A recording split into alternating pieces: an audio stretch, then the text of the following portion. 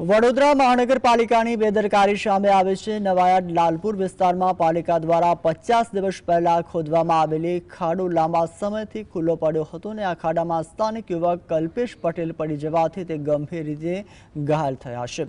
ઘટનાને પગલે સ્થાનિકોમાં ભારે રોષ ફેલાયો છે। કોંગ્રેસ કોર્પોરેટર પુષ્પાબેન વાઘેલા સ્થળ પર પહોંચ્યા હતા અને પાલિકા તંત્રની લાપરવાહી પર પણ ગંભીર સવાલો પણ ઉઠાવ્યા હતા।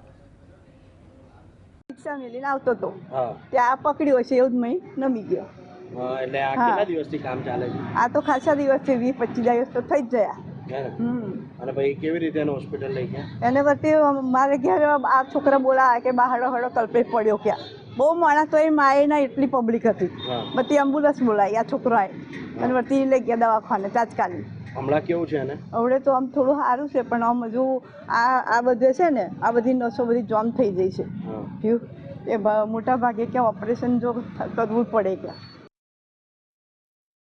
તાબડતોબ કરી દેવાની હોય અને જે પણ કોઈ વ્યક્તિને વાગ્યું છે એ વ્યક્તિ અમારા લાલપુરા ગામનો જ છે। જીવન મરણ વચ્ચે ઝોલા ખાય છે અને આર્થિક રીતે એ લોકો નબળા પરિવારના છે, એટલે એમને આર્થિક રીતે એવા બી નથી કેપેબલ કે એ લોકો કંઈ પ્રાઇવેટ હોસ્પિટલમાં જઈને બધું કરાવી શકે।